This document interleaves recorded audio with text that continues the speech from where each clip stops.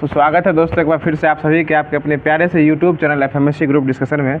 दोस्तों बीएसपीएससीएल के लिए जो क्लास नंबर ये 9 नंबर होने वाला है। इससे पहले बहुत सारा क्लास करा दिया गया है, 8 क्लास करा दिया गया है।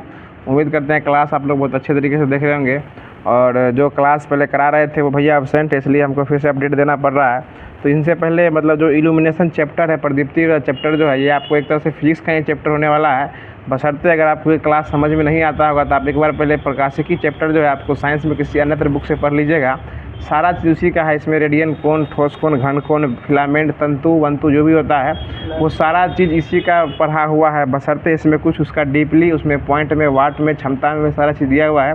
बशर्ते वहाँ मोटा मोटी बात रहता है, यहाँ आपको डीपली पढ़ना किया ये, क्योंकि ये आपका ट्रेड स्पेशल है और ट्रेड स्पेशल ही 50 नंबर पूछने वाला रहता है। तो आज जो होमवर्क में दिया गया था उसी सिलसिले में आज फिर से कदम आ गया है और जो होमवर्क दिया गया था उसी को आज पूरे कराया जाएगा। बाकलम खास एक तरह से जो होता है वो जो जितना देर का वीडियो बनता है जो होमवर्क रहता है वो पूरा करने का प्रयास किया जाएगा। तो वीडियो के अंदर बने रहिएगा। और जो भी साथी अभी तक हमारे चैनल को सब्सक्राइब नहीं किए चैनल को सब्सक्राइब कर लीजिए और नोटिफिकेशन बेल कॉल पर सेट कर दीजिएगा ताकि हम लोग के द्वारा डाला गया सारा वीडियो जो है वह सबसे पहले आप तक पहुँच जाए। तो बिना समय गवाए हुए वीडियो को स्टार्ट करते हैं। और वीडियो को स्टार्ट करने से पहले आप लोग पहले वीडियो को लाइक कर दीजिए और चैनल को शेयर कर दीजिए सभी दोस्तों के पास, ताकि जो सभी लोग इसमें जुड़ना चाहते हैं जुड़ जाएं। और हाँ, जो सभी लोग अगर व्हाट्सएप ग्रुप में नहीं जुड़ पा रहे हैं तो आप टेलीग्राम ग्रुप से ज़रूर ज्वाइन हो जाइए, क्योंकि व्हाट्सएप ग्रुप जल्दी फुल हो जाता है। और टेलीग्राम आप जो है एफएमएससी बीएसपीएससीएल लिखिएगा तो वहाँ आ जाएगा। बाकी आपको कमेंट बॉक्स में इसका लिंक पिन किया हुआ है, वहाँ से भी जाके आप इस लिंक से जो है टेलीग्राम ग्रुप पे ज्वाइन हो जाइएगा। तो स्टार्ट करते हैं। आज का क्यूज बताइएगा। आज का पहला क्वेश्चन हो जाएगा, जो पहला क्वेश्चन बता दीजिएगा कि बल्ब जो होता है इसके अंदर कौन कौन सा गैस भरा रहता है। हाँ, नाइट्रोजन और आर्गन जो है यह गैस जो है इसके अंदर जो है वो भरा रहता है। ठीक है। और इसके अंदर जो तंतु रहता है वो किसका बना रहता है? टंगस्टन का तंतु बना रहता है। यहाँ तक सभी लोग जानते हैं। बल्ब देखे होगा ना, इसको 110 बल्ब या 100 वाट का बल्ब कहा जाता है। इस बल्ब के अंदर जो फिलामेंट रहता है वो किसका बना रहता है? टंगस्टन का। और टंगस्टन का गलनांक जो है वो कितना रहता है? 3380 या 3500। और ये इतना जो है, हाँ 34, इसमें तो शायद 3400 दिए हुए, 3370 डिग्री दिए हुए इसमें गलनांक इसका। 3400 ले लीजिए, 3500 या 3380 जो है इसका डिग्री सेल्सियस में जितना जो है वो तापमान, ये गलनांक जो इसका रहता है। देखिए फिलामेंट जो है पहले खुद जो है गर्म होता है और गर्म होने के बाद जब उसके गर्म क्षमता से बाहर हो जाता है तो वो प्रकाश और उष्मा दोनों जो है वो देता है। देखिए कभी CFL बल्ब और क्या कहते हैं ये 100 वाट वाला बल्ब है वो उष्मा के साथ साथ जो है ना प्रकाश भी देता है। प्रकाश कम और उष्मा जो है वो ज़्यादा देता है, इसलिए उस बल्ब को छुएगा तो वो गर्म लगेगा। और बाकी जो LED बल्ब रहता है वो प्रकाश ज़्यादा और उष्मा जो है वो कम देती है, इसलिए वह बल्ब ठंडा रहता है और ये बल्ब क्या होता है? गर्म हो जाता है। देखिए ना उधर दिखा रहा है LED लाइट। हाँ, LED लाइट कम गर्म होता है और उससे उसकी अपेक्षा ये कम गर्म होता है। अगला क्वेश्चन बता दीजिएगा कि जब कार्बन फिलामेंट से विद्युत धारा प्रवाहित की जाती है तो वह किसके कारण गर्म हो जाता है? गर्म होता है, बताया था ना गर्म होता है। ये गर्म जो होता है किस कारण गर्म होता है? ये उष्मा तो होता ही है लेकिन वह उच्च प्रतिरोध के कारण जो है वो गर्म होता है। देखिए गर्म जब भी होगा उससे उष्मा निकलेगी तभी ये गर्म होगा। प्रतिरोध जब जैसे गर्म जो कोई भी चीज़ होता है, जैसे किसी भी वस्तु को रगड़ते हैं यानी विपरीत दिशा में जब काम कीजिएगा यानी प्रतिरोध उत्पन्न कीजिएगा तभी क्या होता है? कोई भी चीज़ गर्म होती है। यानी उष्मा तब निकलेगा जब उस पर प्रतिरोध जो है वो काम करेगा। आगे बता दीजिएगा। इसके बाद हो जाएगा उष्मा और प्रकाश जो है यह दोनों उत्पन्न करते हैं। यानी जो बल्ब जो होता है 110 वाला जिसको 100 वाट वाला बल्ब कहते हैं, यह उष्मा और प्रकाश क्या करती है? दोनों उत्पन्न करती है। बाकी बल्बों की अपेक्षा यह जो है सबसे अधिक मात्रा में उष्मा उत्पन्न करती है और प्रकाश जो है ये कम उत्पन्न करती है। इसलिए देखते हुए खुले हुए फील्डों में अगर कहीं भी 100 वाट या 110 बल्ब लगा रहता है तो प्रकाश कम देती है LED बल्ब की अपेक्षा में। आगे बता दीजिएगा कि इस लैंप से प्रकाश जो है वह बहुत ज़्यादा निकलता है या बहुत कम निकलता है? बहुत ही कम निकलता है। और इसका रंग जो है कैसा रहता है? पीला, लाल और पीला। ठीक है। इसका बल्ब जो इसका रोशनी जो कैसा रहता है? लाल और पीला रंग का। इससे क्या निकलता है? रोशनी निकलता है। देखिए इसके बाद अगला क्वेश्चन बता दीजिएगा कि इसका जो इसमें जो है इसमें अधिक से अधिक तापमान पर वाष्पीकरण की क्रिया प्रारंभ होती है तो इसका भीतरी भाग क्या हो जाता है? काला हो जाता है। देखते हुए कभी कभी जब बल्ब फ्यूज होता है तो उसके अंदर तापमान बढ़ जाता है तो जब फ्यूज होने से पहले वो अंदर में क्या होता है? काला होता है। नहीं विश्वास हो तो जाके देख लीजिए घर में वो छोटका वाला बल्ब लगा के, वो क्या हो जाता है? अंदर से काला। जखनी ये काला हुआ मतलब समझिए बल्ब क्या हो गया? अब इसके उड़ने के बाद ही वो काला दिखने वाला है, ठीक है ना। वो अंदर से क्या उसमें स्याही लग जाता है और वो क्या होता है काला, और छोटा छोटा कहीं ना कहीं जलवाष्प की मात्रा जो उसमें भरी रहती है। आगे बता दीजिए, अगला क्वेश्चन है कि कार्बन के ऑक्सीकरण को रोकने के लिए बल्ब में क्या भरा जाता है, अक्रिय गैस या निर्वात अक्रिय गैस जिसमें भरा रहता है, ठीक है। आगे बता दीजिए, अगला क्वेश्चन है कि इस लैंप की क्षमता जो है वह कितना से कितना ल्यूमेन प्रति वाट होती है। यह 2.4 से लेके 4.5 ल्यूमन प्रति वाट होती है। और ल्यूमन किसका इकाई हो जाएगा, ये ज्योति फ्लक्स का, ठीक है ना। ज्योति फ्लक्स का इकाई क्या हो जाएगा, यानी यूनिट क्या हो जाएगा, ल्यूमेन हो जाएगा। इसको याद रखिएगा, ज्योति फ्लक्स अलग अलग नहीं, ज्योति फ्लक्स का ही ऐसा है मतलब जो ना वो ल्यूमेन होता है, उसका वेबर होता है, ठीक है ना। अगला क्वेश्चन बता दीजिएगा कि इसकी आयु जो है, काम करने की आयु कितना से कितना घंटे के बीच होती है, 600 से लेके 800 घंटा तक। देखिए जब तक कि जो होमवर्क दिया था उसको खुद से नहीं पढ़िएगा तो कहते वो हम समझाते रहेंगे, आप जो है समझ में आएगा थोड़ी देर के लिए, लेकिन जब पूरा पढ़ लीजिएगा ना, पूरा पढ़ने के बाद जो है लाइन बाय लाइन हम समझाएंगे या फिर बताने का प्रयास करेंगे, वो आपको और अधिक मात्रा में समझ में आने वाला है। तो इसकी आयु लगभग कितना होती है, 600 से लेके 800 काम करने की क्षमता रहती है, यानी 600 घंटा से लेके 800 घंटा तक लगातार ये काम करेगा। उसके बाद अगर इसके बाद काम करवाएगा तो क्या हो जाएगा, फ्यूज होके उड़ सकता है। यानी इसकी क्षमता कैपेसिटी जो दी गई कितने से कितने घंटे तक है, 600 से लेके 800 घंटा तक ये काम कर सकती है। आगे बता दीजिएगा क्वेश्चन, इसका उपयोग जो है, इस लैंप का उपयोग बहुत कम होने के कारण जो है यह अब प्रकाश व्यवस्था में इसका उपयोग जो नहीं किया जाता। देखते हुएगा पहले कितना उपयोग किया जाता था, जो वाट था, अब इसका उपयोग क्या कर दिया गया, धीरे धीरे खत्म कर दिया गया है। और लेकिन ठंडी के दिनों में इसका उपयोग जो है थोड़ा सा बढ़ जाता है, क्योंकि इसमें उष्मा जो है वो ज़्यादा निकलती है। और ठीक है, ये ऊर्जा भी ज़्यादा लेती है और उष्मा ज़्यादा देती भी है। ऊर्जा लेती है तो उष्मा देती भी है, एक तरफ से ले रहा है, एक साइड से दे भी रहा है, तो देता कम है लेता ज़्यादा है। आगे बता दीजिएगा क्वेश्चन हो जाएगा, जो इसके बाद धात्विक फिलामेंट लैंप जो है कितने प्रकार के होते हैं, ये 2 प्रकार के हो जाते हैं, एक निर्वात लैंप, एक गैस से भरा हुआ लैंप। एक कौन हो जाएगा, निर्वात लैंप, और एक हो जाएगा गैस भरा हुआ लैंप। तो देखिए निर्वात लैंप को हम पहले डिफिनेशन देते हैं। इसकी संरचना जो है, इसमें एक निर्वात युक्त कांच के बल्ब में एक टंगस्टन का फिलामेंट लगा रहता है। निर्वात वाला बल्ब जो रहता है उसमें किसका फिलामेंट लगा रहता है, टंगस्टन का फिलामेंट लगा रहता है। और इसको सहारा देने के लिए कांच का एक सपोर्टिंग तार लगाया जाता है। ये टंगस्टन देखते हुए पतला सा रहता होगा, इससे लपेटा रहता है, लेकिन उसको सहारा देने के लिए कांच को उस आकार में ढाल के जो है उसको कांच को जो है एक प्रकार के स्तंभ बना के, मतलब भी टाइप में बना के उसमें जो है टंगस्टन को फंसाया जाता है, ताकि यह जो है उसमें जो है जल्दी टूटे ना।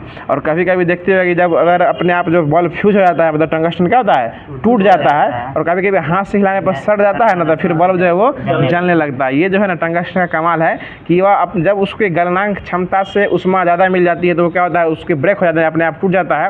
लेकिन फिर उसको हिला के भी सटा दीजिएगा धोखा साकी में, जब सड़ जाता है तो बल्ब क्या होता है, फिर जो है वो जलने लगता है। यही आपको निर्वात वाला पंप जो कांच वाला ये काम करता है। आगे बता दीजिएगा, अगला क्वेश्चन है, कांच के स्तंभ में एक छिद्र होता है, कांच के स्तंभ में एक छिद्र होता है जो बल्ब को निर्वात करने के बाद उष्मा प्रक्रिया जो है ये बंद कर देता है। यानी कांच में देखिएगा बहुत गौर से, तो जहाँ पर कांच का जॉइंटिंग रहता है वहाँ पर क्या रहता है कि छिद्र दिया रहता है। हाँ ठीक है, अगला क्वेश्चन बता दीजिए कि फिलामेंट के संयोजक को बल्ब टोपी पर अचालक पदार्थों में फंसे हुए संयोजक बिंदु से जोड़ दिया जाता है।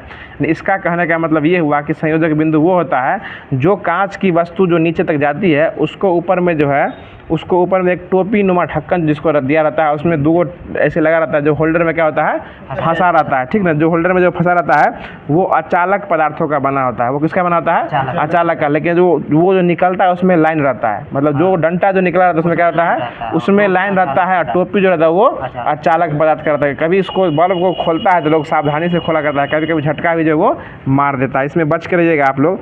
आगे बता दीजिएगा, यह कार्बन फिलामेंट लैंप की अपेक्षा जो है यह अधिक प्रकाश देता है। यानी कार्बन फिलामेंट वाला जो लैंप रहता है उससे जो है यह अधिक प्रकाश जो है निर्वात वाला देता है। और इसकी गलनांक क्षमता कितनी होती है, 3500, या इसमें इस बुक में 3400 दिए हुए हैं, लूसेंट में 3380। यानी 3 को याद रखिए। टंगस्टन का गलनांक कितना होता है, 3380, 3400 या 3500 डिग्री सेल्सियस। किस में रहता है, वो डिग्री सेल्सियस में रहता है। उसके बाद बता दीजिए कि टंगस्टन का ताप गुणांक धनात्मक तथा विशिष्ट प्रतिरोध जो है 56 माइक्रो ओम के मीटर के बराबर होता है।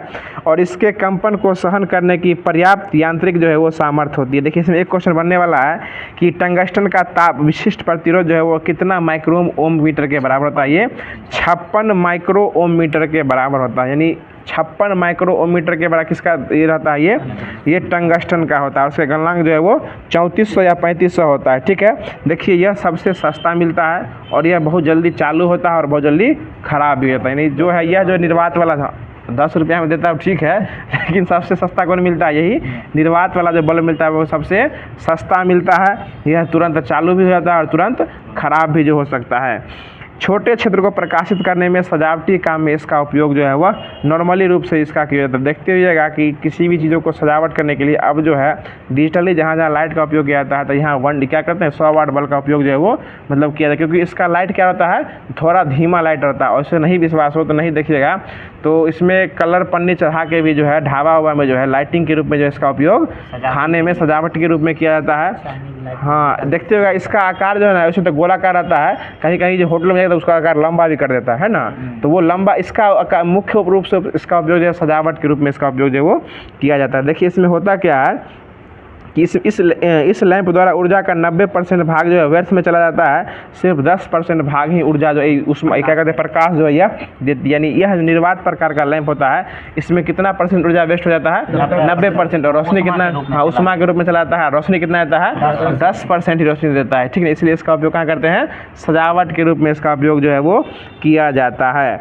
और यह बड़े बड़े स्थानों पर प्रभावशाली नहीं होता है, यानी बड़े बड़े जगहों पर रोशनी के लिए इसका उपयोग जो है वो नहीं कर सकते हैं। इसका प्रयोग जो है यह डीमिंग परिपथ में किया जाता है। इसका उपयोग कहाँ किया जाता है, डीमिंग परिपथ में किया जाता है। इसका देखिए कुछ संरचना बताते हैं। ऊपर वाला ढक्कन समझ गए क्या होता है, वो अचालक रहता है, उसमें डंटा वाला चालक रहता है। और बड़ा गौर से देखिएगा तो उसके ऊपर 2 डंटा मतलब तांबा का धातु का जो पिघला के दिया रहता है तांबा का, वो दोनों भी चालक रहता है। वो दोनों क्या रहता है, चालक रहता है। एक प्लस रहता है और एक माइनस रहता है। होल्डर में जो सटता है ना ऊपर से, वही दूगों में सटता है, तो वो दोनों जो है कांच के रास्ते होते हुए फिलामेंट में आता है। तो फिलामेंट गर्म होता है, गर्म होने के बाद उष्मा जो है वो उष्मा और ऊर्जा प्रकाश जो है वो दोनों स्टार्ट कर देती है। उसके बाद जो दोनों साइड में जो बल्ब रहता है, इसमें टोपी तो लगा ही रहता है। टोपी अगर उड़ा भी दीजिएगा ना, टोपी खोल के हटा भी दीजिएगा और दोनों तार को जो है आप ऊपर में डायरेक्ट जोड़ सटाइएगा, मतलब टोपी खोल के हटा दीजिए और दोनों तार भी अगर होल्डर में सटाइएगा तो बल्ब जो है वो जलेगा। टोपी का काम मुख्य रूप से उसको सुरक्षा देना कि डायरेक्ट आप तार न पकड़िए और उसमें जो पिन लगा रहता है उसमें वह टोपी कसा रहता है, ताकि बल्ब जो है उसमें फंसे और डायरेक्ट जो बल्ब जो है वो नीचे जो है वो न गिर पाए। इसके बाद जो बाहर वाला जो ग्लास रहता है जिसको कवरिंग किया जाता है कांच का, उसको क्या कहा जाता है, उसको ग्लास बल्ब कहा जाता है। उसका क्या कहता है प्रिंस बाबू, ग्लास बल्ब कहा जाता है। उसके बाद देखते होइएगा कांच का जो आता है, कांच का जो उसमें जो स्तंभ बना रहता है उसको क्या कहा जाता है, स्तंभ रॉड कहा जाता है। देखिए नाम ही पूछेगा आपसे और कुछ नहीं पूछने वाला है। बल्ब सबको पता है, बल्ब का फिगर माइंड में देख सही है, बात हो जाएगा। बल्ब जो रहता है कांच का, उसको क्या कहते हैं, कांच का ग्लास बल्ब कहा जाता है। बाकी ऊपर में जो दो बिंदु हम चर्चा किए हैं उसको क्या कहा जाता है, उसको कनेक्टेड पॉइंट कहा जाता है। कौन सा पॉइंट, कनेक्टेड पॉइंट, क्योंकि बल्ब को मेन लाइन से जोड़ने का काम जो है वही दोनों जो है वो करता है, इसलिए उसको क्या कहते हैं, कनेक्टेड पॉइंट कहा जाता है। बल्ब का जो ग्लास होता है, जिस प्रकार आपके चश्मा में ग्लास है उसी प्रकार बल्ब में का ग्लास को क्या कहता है, ग्लास बल्ब कहा जाता है। उसके बाद टंगस्टन का समझ गए, टंगस्टन जो मतलब जो रोशनी देता है। उसके बाद जो स्तंभ का क्या कहते हैं, वो शीशा का जो बना रहता है स्तंभ का, उसको स्तंभ रॉड कहा जाता है। उसके बाद उसमें जो तंतु लपेटा रहता है उसको क्या कहते हैं, फिलामेंट कहा जाता है। यहाँ देखिए ना, किताब क्या देख रहे हैं, हम तो किताब देख के बता ही रहे हैं, आप हमको देख के सीखिए। उसको क्या कहता है, टंगस्टन फिलामेंट कहा जाता है। बाकी टोपी, उसको समझिए टोपी कहा जाता है। टोपी में जो दोनों साइड से निकला रहता है उसको पिन कहा जाता है। क्या कहा जाता है, पिन कहा जाता है। और उसके बाद उसमें कॉपर की एक लीड जाती है जो कि विद्युत का क्या होती है, सुचालक होती है, जो विद्युत का सुचालक होती है। देखिएगा उसको कभी नोचिएगा तो पतला सा तार दुगो निकलता है, वही कॉपर का तार ही रहता है, जो कि टंगस्टन में मेन लाइन लोग जो है, जो कि स्तंभ रहता है ना, स्तंभ जो शीशा का रहता है उसके अंदर कॉपर का तार देके उसको शीशा में ढाला रहता है। शीशा से विद्युत प्रवाहित जो है वो डायरेक्ट नहीं हो सकती, इसलिए उसमें जो है कॉपर का तार जो है वो दिया रहता है। और कॉपर को तार को डायरेक्ट सटे ना दोनों में, इसलिए जो है उसको कांच में देके ढाल दिया जाता है। और वह जो है दो तार जो रहता है वो टंगस्टन से होते हुए, फिलामेंट से होते हुए जो ऊपर में जो आपको कनेक्टिंग पॉइंट रहता है, होल्डर नहीं, कनेक्टिंग पॉइंट जो ऊपर में दो रहता है वो दोनों से सटा रहता है। और वही दो कनेक्टिंग पॉइंट जो है वो होल्डर में सटता है। उसके बाद टोपी, उसके बाद जो है वो विद्युत जो प्रवाहित होती है, स्विच देते हैं, बल्ब जो है वो जलने लगता है। देख रहे हैं कितना अच्छा चीज़ है सो। अब इसके बाद बताइएगा, अगला क्वेश्चन हो जाएगा कि इस बल्ब की क्षमता जो है कितना वाट से लेकर कितना वाट होती है। ये देखिए, इसका 25 वाट से लेके 250 वाट तक इसका बल्ब का क्षमता रहता है, यानी कम से कम इस बल्ब का मात्रा कितना रहती है 25 वाट, अधिक से अधिक कितना होती है 250 वाट। 200 वाट तक तो हम लोग भी यूज किए हुए रूम ठंडा महीना में 200 वाट का बल्ब लगाते हैं, ठीक है ना। हाँ, 250 वाट तक इसका जो है क्षमता होती है। आगे बता दीजिएगा, अगला क्वेश्चन हो जाएगा कि इसमें जो है कौन कौन सा गैस भरा रहता है, तुरंत बताए थे अभी। ऑर्गन और नाइट्रोजन गैस का मिश्रण जो है यह भरा जाता है। और एक क्वेश्चन इसमें ये भी पूछ सकता है कि यह गैस जो भरा जाता है हमेशा किस दाब पे भरा जाता है, निम्न दाब पे। गैस जब भी इसमें भरा जाता है वो हमेशा निम्न दाब पे भरा जाता है, ताकि उष्मा की हानि जो है वो कम हो। निम्न दाब पर जब भी भरा जाएगा उष्मा की हानि क्या होगी, उसमें कम होगी। अब देखिए, उसके बाद इसमें दिए हुए कि जिससे फिलामेंट का तापमान धातु के गलनांक के समान हो जाता है और तीव्र प्रकाश जो है वो निकलने लगता है। निम्न दाब पर जब भी भरिएगा तो फिलामेंट का तापमान जो है वो धातु के गलनांक से क्या होगा, कम हो जाएगा और उष्मा जो है वो तेजी से वह जो है निकलने लगी। देखिए, उष्मा के लिए ही इस बल्ब का पहले उपयोग किया जाता था, बशर्ते रोशनी के लिए जब से इसका उपयोग होने लगा आपको जो है वो बल्ब का प्रचलन जो है वो बंद हो गया और उसके बाद किसका उपयोग गया, एलईडी यानी लाइट इमिटिंग डायोड बल्ब का जो है उपयोग जो है वो होने लगा। अभी आप देख भी रहे हैं यहाँ पर उष्मा का बल्ब कहीं नहीं है, हर जगह जो है आपको एलईडी बल्ब का ही उपयोग जो है वो देखने को। हाँ, CFL हुआ था पहले, उसके बाद ये आया था। CFL तो शीशा का रहता था ना, वो भी टूट जाता था। हाँ, उसमें जो है ना पारा और जलवाष्प दोनों भरा जाता था। हाँ, उसमें अगर देखिएगा फूट जाता था, उसको अंगुली से रगड़िएगा तो पूरा उजला उजला हाथ में लग भी जाता था। मरकरी का ही पहले उपयोग होता था, अब तो प्लास्टिक वाला मरकरी आने लगा है सबके, तो वो बरियाती है तो ये नहीं टूटने वाला है। आगे बता दीजिए, अगला क्वेश्चन हो जाएगा कि इसकी कार्यकारी आयु जो है वो कितने से कितने घंटे तक बीच होती है। ये वो था आपको निर्वात, वो था आपको प्रदीप्ति लैंप का, और ये जो निर्वात वाला है इसका 1000 से लेके 1200 घंटा तक जो है इसका जो है ये कार्य करने की क्षमता हो जाएगी। और इसमें जो है ना इसका वोल्टेज जो है वो कितने वोल्टेज पर संचालित होता है, ये 250 वोल्ट। 250 वोल्ट पर सामान्यतः यह बल्ब जो है वो जलते रहता है। अगर इससे कम वोल्टेज दीजिएगा तो फिलामेंट देखते हुए कभी कभी लाल होकर रह जाता है, कभी कभी फिलामेंट क्या होता है लाल होकर रह जाता है, कभी कभी जो वो बढ़ते रहता है, जब अधिक से अधिक वोल्टेज बढ़ता है तो वो कभी कभी अच्छी रोशनी वो देने लगता है। अब जो है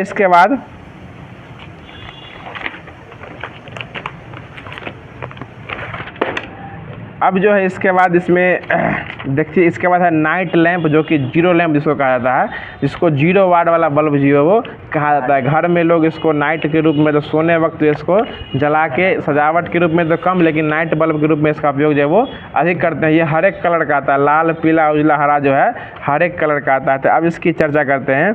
यह बल्ब जो है यह आपको जो है 12 वाट से लेके 15 वाट तक बिजली खपत करता है। यानी जो 0 वाट का बल्ब होता है इसको नाइट बल्ब कहा जाता है। यह कितना वाट खत्म करता है, 12 वाट से 15 वाट, यानी 12 वाट से लेके 15 वाट तक कौन बल्ब खत्म करता है, नाइट बल्ब हो जाएगा। ठीक है, और यह जो है कितना वोल्टेज पे चलता है, यह 230 वोल्ट पे चलता है। वो निर्वात वाला कितना पे चलता था, 250 वोल्ट पे, और ये चलता है आपको 230 वोल्ट पे चलता है।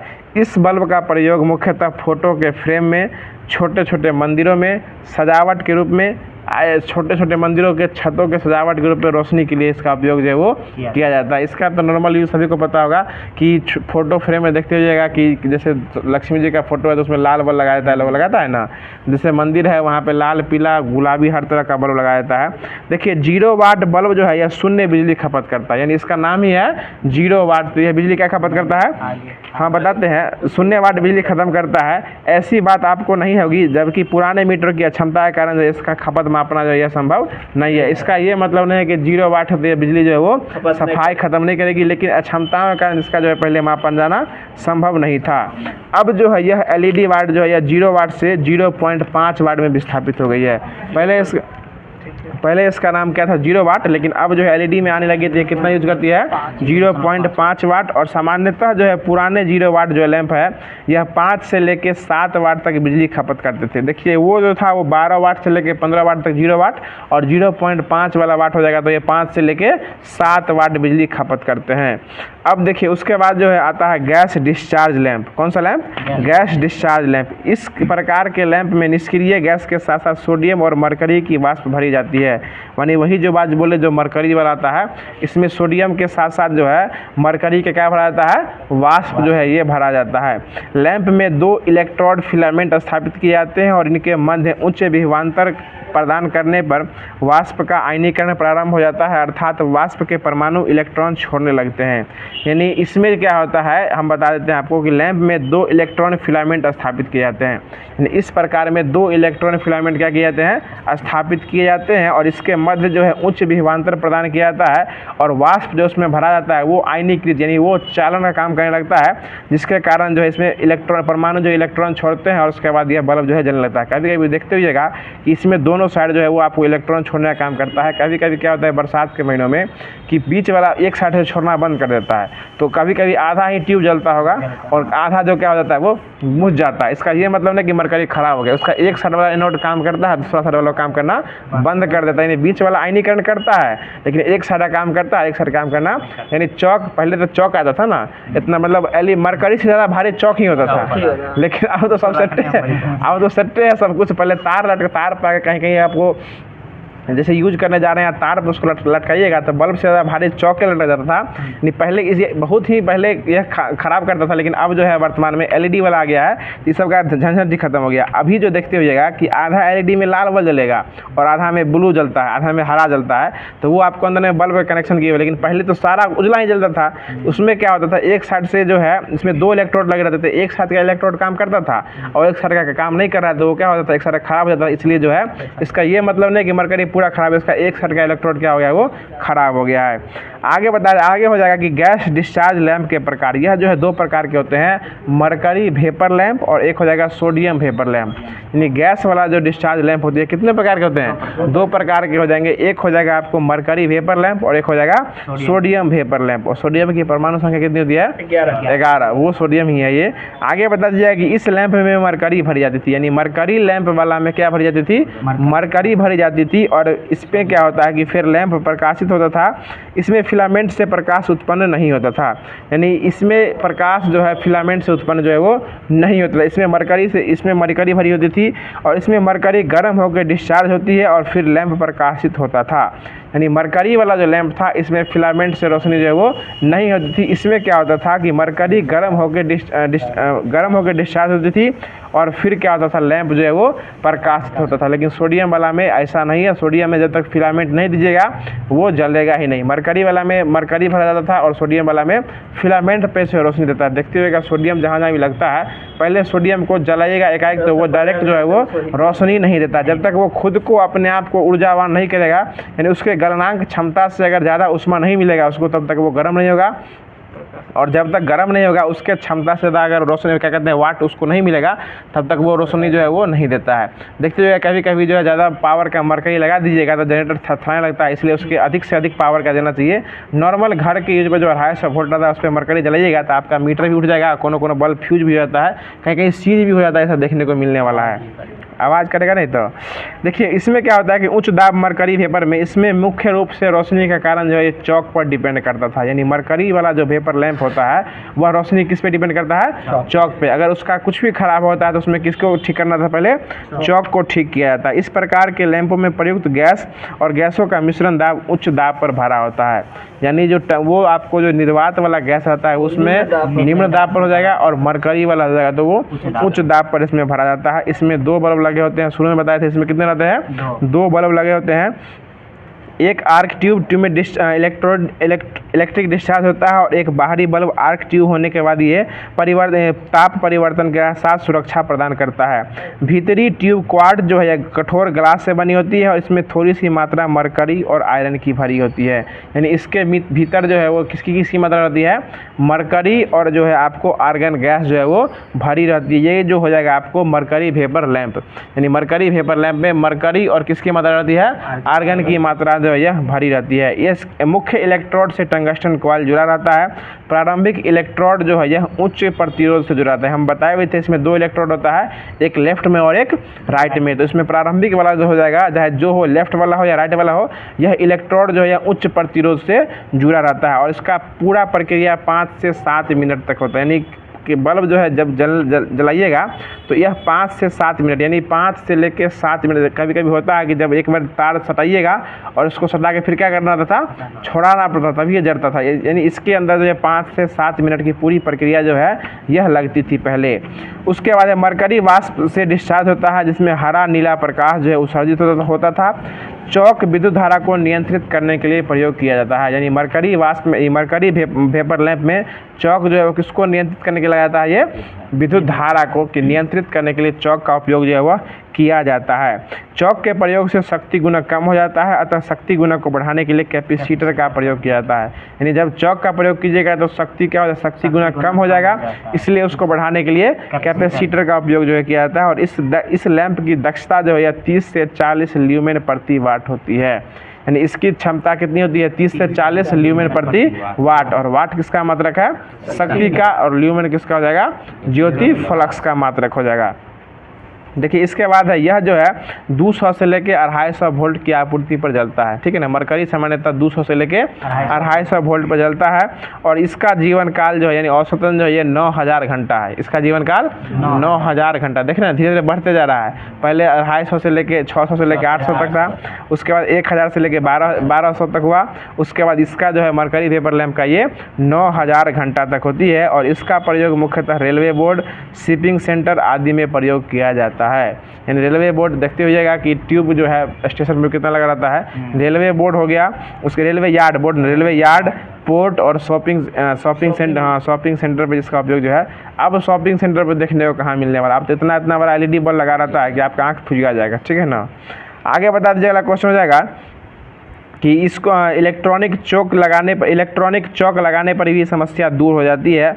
Tune lamp single phase supply का प्रयोग करके बच सकते हैं, और इस लैंप के खराब होने पर मरकरी होने के कारण अच्छे से नष्ट करना पड़ता है, क्योंकि यह वातावरण पर खूब प्रभाव डालता है। यानी एक बार मरकरी वाला बल्ब अगर फ्यूज हो गया आपका, तो अगर चौक नहीं बन रहा है तो इसको अच्छे से आप जो है नष्ट कर दीजिए, ताकि इसका प्रयोग जो है वातावरण क्या करता है, खराब करता है। इसलिए इसका प्रयोग अगर नहीं बन रहा है तो इसको अच्छे से इसको नष्ट कर दीजिए आप।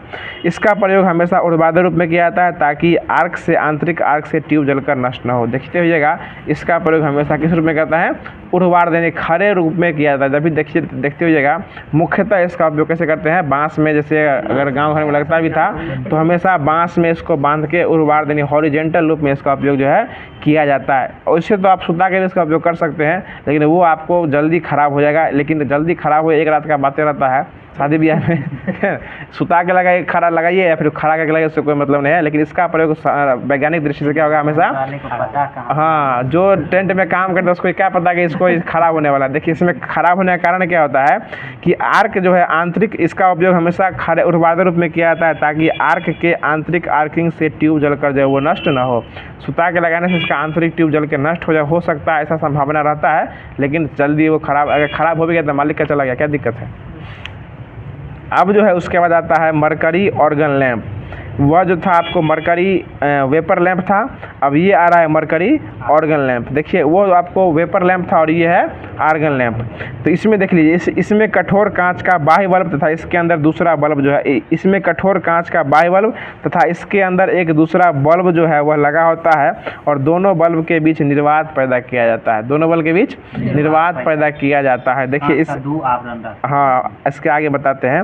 देखिए हमेशा इसमें जो है ना, इसमें भी चौक का उपयोग किया था, और यह बल्ब का उपयोग आपको नॉर्मल घरों में देखने को मिलने वाला नहीं है। ये बड़े बड़े रेस्तरां या फिर रेस्टोरेंटों में इसका उपयोग देख सकते हैं कि इसके बल्ब के अंदर भी क्या रहता है, बल्ब लगा रहता है, और इसमें एक बल्ब के अंदर दूसरा बल्ब लगा रहता है, और दूसरे बल्ब जो है या दूसरे बल्ब के बीच, दोनों बल्बों के बीच जो वो निर्वात पैदा किया जाता है। इसके भीतर जो है, इसके भीतरी बल्ब में कैडमियम बोरेट अथवा कैडमियम सिलिकेट आलोपित टंगस्टन के 2 मुख्य इलेक्ट्रोड तथा एक स्टार्टिंग इलेक्ट्रोड होता है, और मरकरी वाष्प और आर्गन का उच्च दाब पर भरा रहता है। यानी इसमें भी मुख्य रूप से मरकरी वाष्प और आर्गन का जो है ये दाब जो है यह भरा रहता है, और ये भी जो है उच्च दाब पे भरा रहता है। यानी आर्गन और मरकरी है किस दाब पे भरा रहता है, उच्च दाब पर यह भरा रहता है। देखिए इसको जो है लैंप को श्रेणी क्रम में और चौक को समांतर क्रम में जोड़ा जाता है। इसके ऊपर जो है वो चौक लगा रहता है, यानी मरकरी ऑर्गन लैंप में जो है चौक और बल्ब कितना रहता है, 2 रहता है, और चौक जो है इसका ऊपर में जो है वो जिसको टोपी कहते हैं उसमें इसमें चौक जो है वो लगा रहता है, और इसमें चौक जो है वो किस क्रम में रहता है, समांतर क्रम में, और बल्ब जो है वो श्रेणी क्रम में इसको जो है जोड़ा जाता है। इसके बाद है कि लैंप से पूर्ण प्रकाशित होने में इसमें 5 मिनट का समय लगता है। यानी मरकरी ऑर्गन लैंप से प्रकाश देने में कितने मिनट का समय लगता है? 5 मिनट का समय लगता है। और यह लैंप जो है 250 वाट से लेकर 400 वाट को ऊर्जा बनाए रखती है। यानी इसके लिए कितना वाट होना चाहिए? 250 वाट से लेकर 400 वाट जो है ऊर्जा बनाए रखती है। और इसकी दक्षता जो है ये 30 से 40 ल्यूमेन प्रति वाट होती है। इसका दक्षता कितना होता है? 30 से 40 होता है। और मरकरी वेपर लैंप का भी कितना होता है? 30 से 40। यानी मरकरी वेपर लैंप और मरकरी ऑर्गन लैंप दोनों की क्षमता कितनी होती है? 30 से 40 ल्यूमेन प्रति वाट होती है। देखिए इस लैंप का प्रयोग जो है सड़कों पर प्रकाश व्यवस्था तथा पार्कों में जो है पार्क आदि में तेज प्रकाश उत्पन्न करने के लिए किया जाता है। यानी पार्क में तेज प्रकाश करने के लिए और सड़कों में जो है लाइटिंग प्रकाश की व्यवस्था करने के लिए तेज प्रकाश उत्पन्न करने के लिए इसका उपयोग जो है वो किया जाता है। क्योंकि इसमें कितने बल्ब रहते हैं जी? 2 बल्ब रहता है। और इसमें बल्ब किस क्रम में रहता है? श्रेणी क्रम में। और चौक जो उसके ऊपर लगा रहता है वो समांतर क्रम में लगा रहता है। ठीक है, इसकी संरचना जो है उसके बाद आता है मरकरी ऑर्गन टंगस्टन लैंप।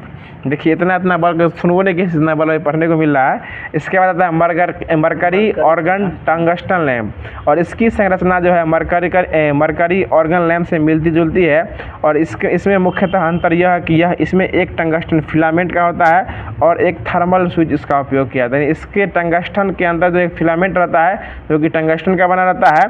और इसमें इसके अंदर एक मुख्यतः स्विच का उपयोग किया जाता है जो कि स्विच जो है वो AC और DC दोनों का बना रहता है। देखते जाइएगा जो नॉर्मल घर में कभी कोई बल्ब यूज करते हैं, जैसे यही बल्ब लगा हुआ है आपको, ये AC और DC दोनों है। लाइन आया तो AC में काम किया, लाइन कट गया तो DC में इसका उपयोग किया था। और इसमें मुख्यतः जो है एक बल्ब और एक स्विच लगा रहता है। जैसे ही लाइन कटा तो वो AC से क्या हो जाता है? DC में कन्वर्ट जो हो जाता है। और इसके अंदर जो है इस हो गया इसमें ऑर्गन और नाइट्रोजन गैस का मिश्रण भरा रहता है। यानी मरकरी ऑर्गन टंगस्टन लैंप में किस किस गैस का मिश्रण रहता है?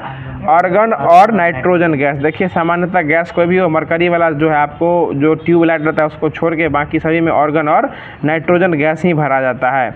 इसमें फिलामेंट तथा चौक जो है उच्च मान प्रतिरोध का कार्य करता है।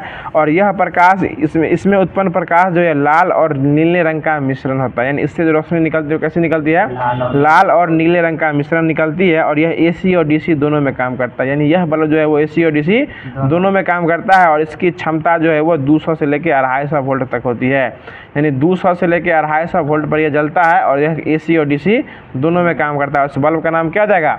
Mercury organ tungsten lamp. Mercury organ tungsten lamp, mercury organ tungsten lamp. और यह किस में काम करता है? AC और DC दोनों में काम करता है। और इसके लिए वोल्ट कितना होना चाहिए? 200 से लेके 250 वोल्ट होना चाहिए।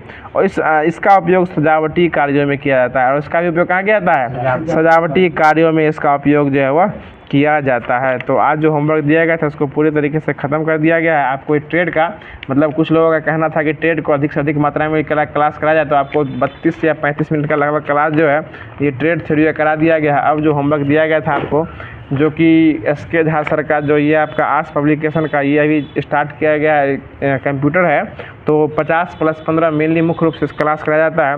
तो अब जो है आपको कंप्यूटर में सॉफ्टवेयर था,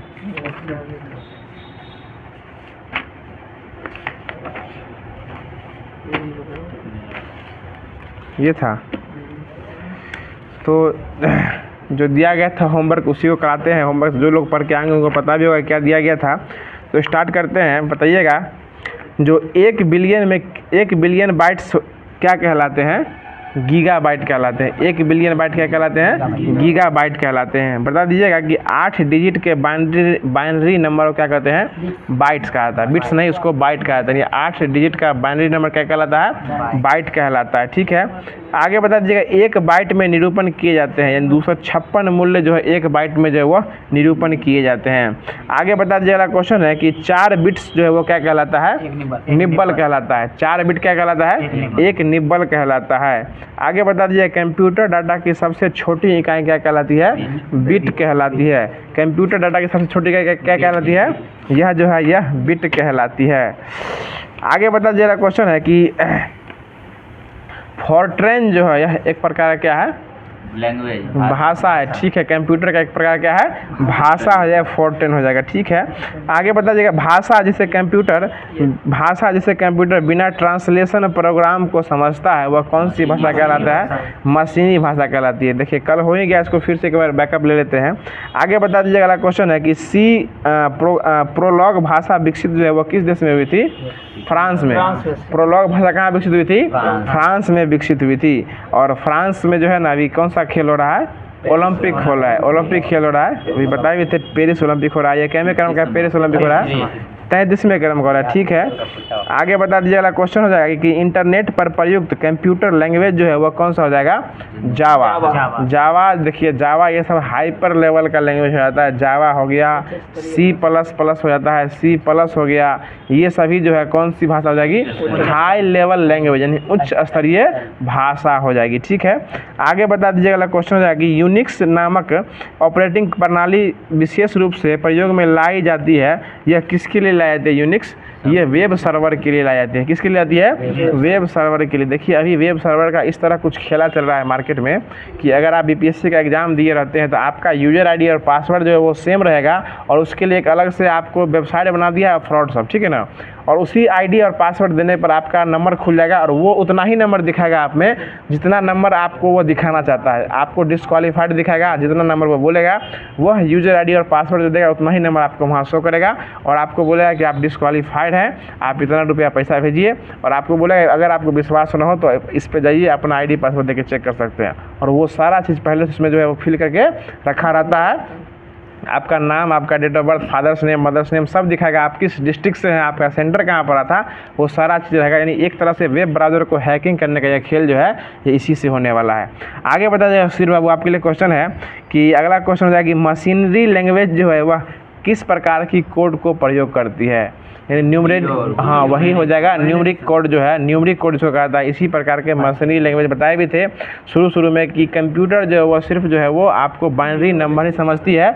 इसको जो है बाइनरी नंबर कौन कौन हो जाएगा, 0 और 1 हो जाएगा। और उस 0 और 1 को समझने के लिए हमें और आपको कंप्यूटर को समझने के लिए बीच में जो है वो ट्रांजिस्टर का उपयोग किया था। किसका उपयोग किया था, ट्रांजिस्टर का। जैसे हम शुरू में चर्चा किए थे कि अगर 1+2 देते हैं कंप्यूटर को बनाने के लिए तो वो क्या करता है, उसको पहले ट्रांजिस्टर अपने भाषा से उसको कंप्यूटर की भाषा में कन्वर्ट करता है। उसको 1+2 को जो है वो 0 और 1 के रूप में कन्वर्ट करके देता है और कंप्यूटर उसको 1+2 3 करके जो है 0 और 1 में ही देता है। और फिर ट्रांजिस्टर क्या करता है, 0 1 को हमको जो है 3 के रूप में कन्वर्ट करके डेस्कटॉप पे दिखाया था। यानी कंप्यूटर और मानव के बीच में कौन काम करता है, ट्रांजिस्टर काम करता है, ठीक है। आगे बता दीजिए, अगला क्वेश्चन हो जाएगा कि वैज्ञानिक कंप्यूटर की भाषा कौन हो जाएगी, फोर्ट्रॉन। यानी वैज्ञानिक कंप्यूटर की भाषा कौन हो जाएगी, फोर्ट्रॉन हो जाएगी। बहुत अच्छा जवाब। अगला क्वेश्चन बता दीजिए, अगला क्वेश्चन हो जाएगा जो पास्कल जो है, पास्कल का कंपाइलर लिखा जाता है, इसको जो है इस पास्कल में लिखा जाता है, ठीक है। आगे बता दीजिएगा C भाषा का विकास जो है कब हुआ था, C लैंग्वेज का विकास 1972 में। C लैंग्वेज का विकास कब हुआ था, 1972 में किया गया था। बताइए कोबोल जो है, COBOL, कोबोल एक प्रकार का है, ये भी भाषा ही हो जाएगा, ये भी क्या है, कंप्यूटर का भाषा ही हो जाएगा। आगे बता दीजिएगा माइक्रोसॉफ्ट वर्ड जो है यह किस प्रकार की भाषा, किस प्रकार उदाहरण है ये, हाँ एप्लीकेशन सॉफ्टवेयर का जो है माइक्रोसॉफ्ट वर्ड जो है यह आपको वर्ड जो है इसका उदाहरण हो जाएगा। देखिए इसी को MS वर्ड भी कहा जाता है और MS वर्ड का एक्सटेंशन नाम क्या हो जाएगा, .doc।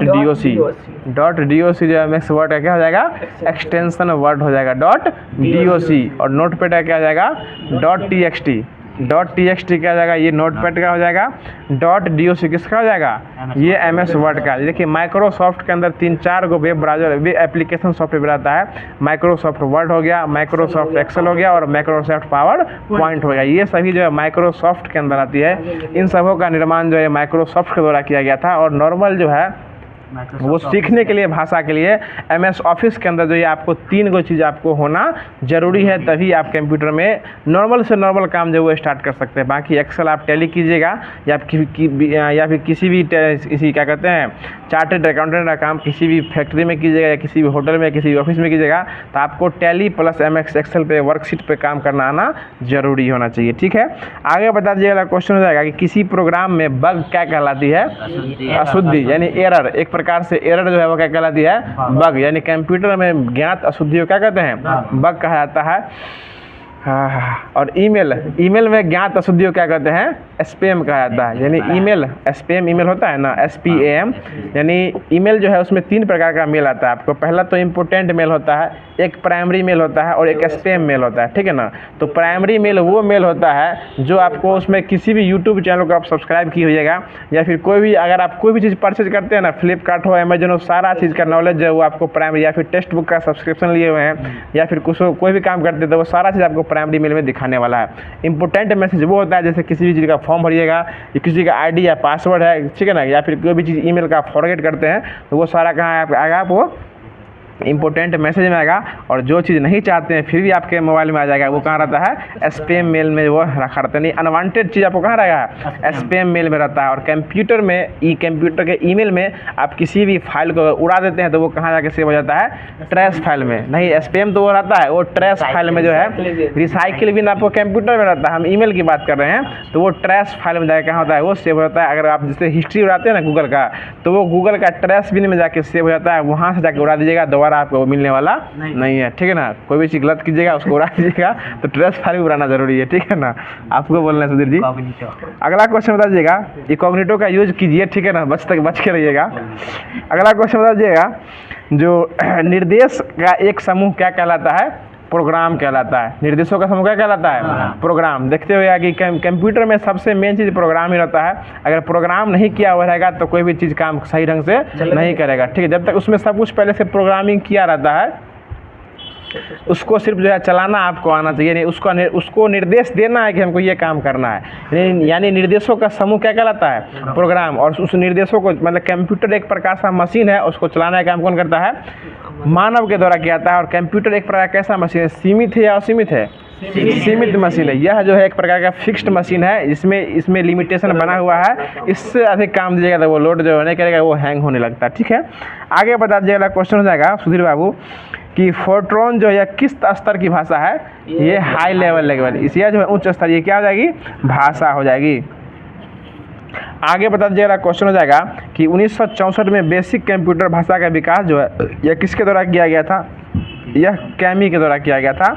यह इनका नाम हो जाएगा जॉन जी कैमी, यानी कैमी के द्वारा यह जो है किया गया था। आगे बता दीजिएगा, क्वेश्चन है कि C+ लैंग्वेज का विकास जो है किसके द्वारा किया गया था, ये रिची के द्वारा किया गया था।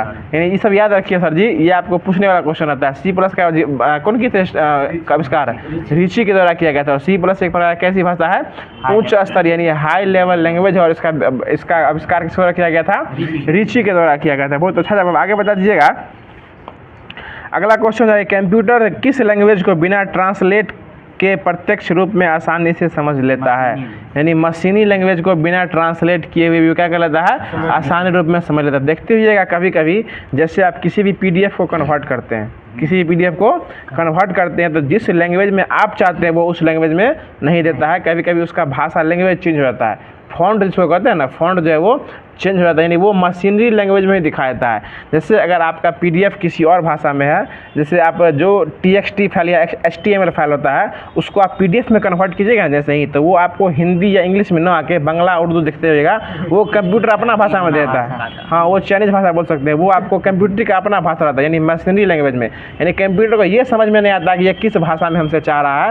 यानी आप HTML फाइल को डायरेक्ट PDF में कन्वर्ट कर रहे हैं ना, उसके लिए आपको कंपाइलर का यूज करना जरूरी है। और किसी एप्लीकेशन सॉफ्टवेयर में, यानी छोटे मोटे मोबाइल में, यह आपको कंपाइलर जो है वो नहीं दिया रहता है, खुलेगा ही नहीं। अब जब खोलबो कीजिएगा तो वो आपको दूसरे भाषा में खुल जाएगा, ठीक है ना। हाँ, वर्ग त्रिभुज जो है आपको चाइनीज भाषा बोल सकते हैं, यानी वो कौन सी भाषा रहती है, मशीनरी लैंग्वेज जो है उसी को कहा जाता है। समझ गए ना।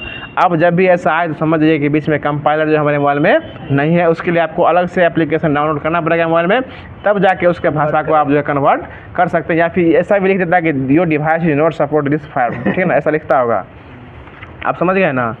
अगला क्वेश्चन बता दीजिएगा, क्वेश्चन हो जाएगा, जो असेंबली लैंग्वेज जो है यह किस प्रकार का लैंग्वेज है, यह लो लेवल लैंग्वेज है। असेंबली लैंग्वेज जो है वो लो लेवल लैंग्वेज है। और इसको हम डिफाइन करते हैं कि देखिए, असेंबली लैंग्वेज जो है वो पहले से असेंबल किया रहता है, पहले से असेंबल मैंने पहले से सबको समझ में रहता है कि यह जो है इसी तरह करना है। जैसे आपको पता है कि घर से चलना है टर्न कहाँ पर लेना है, कहाँ से आना है और कहाँ पे क्लब आता है। अंधेरा में खाएगा तो हाथ को मुंह दिखले रहता है। वही बात है कि असेंबली लैंग्वेज यानी लो लेवल का लैंग्वेज, यानी यह जो है हर चीज़ को पहले से पता रहता है कि बच्चे को ही पता रहता है कि यूट्यूब कैसे खुलता है, उसमें कार्टून कैसे देखना है। छोटे बच्चे को ये मोबाइल दे दीजिएगा तो वो यूट्यूब खोल के कार्टून जो है वो निकाल के खुद से देख सकते हैं। यानी एक प्रकार का लो लेवल लैंग्वेज है, यानी इस पर जनरल यूजर भी काम जो है वो कर सकता है। बाकी हाइपर लेवल लैंग्वेज में जब तक उसका कोर्स नहीं कीजिएगा, उसका क्लास नहीं कीजिएगा, उसके बारे में जानकारी नहीं रहेगा आपको, उस पर आप काम नहीं कर, खोल तो सकते हैं, उसमें सिर्फ देख सकते हैं कैसे कैसे हो रहा है, लेकिन काम जो है वो नहीं कर सकते हैं। शेयर मार्केट अगर आप समझते हैं, शेयर मार्केट अगर आप सब देखता है कि ऊपर नीचे हो रहा है, ये कब ऊपर हो रहा है, कब नीचे होगा, कब लॉस होगा, कब गेन होगा,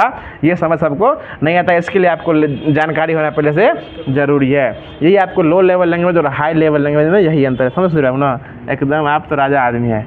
आगे बता दीजिएगा, क्वेश्चन हो जाएगा कि इस आगे क्वेश्चन बता दीजिएगा कि जो भाषा कंप्यूटर में प्रयोग होती है और मनुष्यों की भाषा के समान होती है और जिसको समझने में आसानी होती है, उसे कौन सी भाषा कहते हैं। ये उच्च स्तरीय भाषा जो है ये हो जाएगी, जो कंप्यूटर के भी समझ में आए और मनुष्य के भी समझ में आ जाए, वो कौन सी भाषा हो जाएगी, उच्च स्तरीय भाषा जो है हो जाएगी। और जो भाषा मनुष्य को समझ में आए, कंप्यूटर को समझ में न आए, वो हो जाएगी लो लेवल लैंग्वेज हो जाएगी। ठीक है, आगे बता दीजिएगा, क्वेश्चन हो जाएगा कि कंप्यूटर भाषा फोर्ट्रॉन जो है इसका उपयोग किस क्षेत्र में उपयोग किया गया। ये विज्ञान के क्षेत्र में इसका उपयोग जो है वो किया गया था। आगे बता दीजिएगा, क्वेश्चन हो जाएगा कि भाषा जिसे कंप्यूटर समझता हो, अच्छे से निष्पादित करता हो, वह कौन सी भाषा कहलाती है, वो मशीनी भाषा कहलाती है। आगे बता दीजिएगा, क्वेश्चन है कि एंड्रॉयड के विकास के लिए आधिकारिक भाषा कौन सी भाषा हो जाएगी, ये जावा। एंड्रॉयड के विकास के लिए जावा का उपयोग किया जाता है और कहीं कहीं एंड्रॉयड का जगह जो है जावा का उपयोग न करके लिनक्स का उपयोग भी जो है वो किया जाता है। यानी जितना भी सरकारी सॉफ्टवेयर देखिएगा उसमें जो है लिनक्स का उपयोग जो है अधिक रूप में किया जाता है। लिनक्स जो है एक प्रकार का सरकारी ऑफिसों में काम करते हैं, वैसे क्षेत्रों में जहां सरकार आपको लैपटॉप या मोबाइल देती है उसमें पहले से क्या इंस्टॉल होता है, लिनक्स इंस्टॉल करके दिया जाता है। बाकी जो आप एंड्रॉयड यूज करते हैं, नॉर्मल एंड्रॉयड यूज करते हैं, इसमें कौन सी भाषा का उपयोग किया जाता है, जावा का उपयोग किया जाता है। उसका स्पेलिंग क्या होगा जावा का, हाँ ठीक है, JAVA हो जाएगा। अब जो इसमें जो दिया गया था, एक और क्वेश्चन छूट गया कि बेसिक कौन सी भाषा है, तो ये ऑप्शन बेस्ट है, प्रोसीजरल जो है ये बेसिक भाषा हो जाएगी। तो ये जो आपको थ्योरी दिया गया इसको पूरे तरीके से ख़त्म कर दिया गया है। अब जो है वस्तुनिष्ठ प्रश्न जो इसमें कुछ बनने वाला है, इसको कल जो है वस्तुनिष्ठ प्रश्नों को करा दिया जाएगा। तो आज का क्लास यहीं पे स्टॉप किया जाता है। बाकी क्लास कैसा लगा कमेंट बॉक्स के माध्यम से ज़रूर बताइएगा। अगर वीडियो आपको अच्छा लगा होगा तो वीडियो को जरूर लाइक कर दीजिएगा, चैनल को सब्सक्राइब करके अपने सारे व्हाट्सएप ग्रुप में सारे दोस्तों को जो है यह शेयर जो है वो कर दीजिएगा। तो फिर मिलते हैं इसके अगले सेशन में, इसके अगले वीडियो के साथ। तब तक के लिए खुश रहिए, मुस्कुराते रहिए और जो भी साथी अभी तक नहीं जुड़े हैं उनको आपको जुड़ने का काम है, जोड़ के इस ग्रुप को और बृहद स्तर पर बनाने का प्रयास किया कीजिएगा। तो फिर मिलते हैं अगले सेशन में, अगले वीडियो में। तब तक खुश रहिए, मुस्कुराते रहिए। धन्यवाद।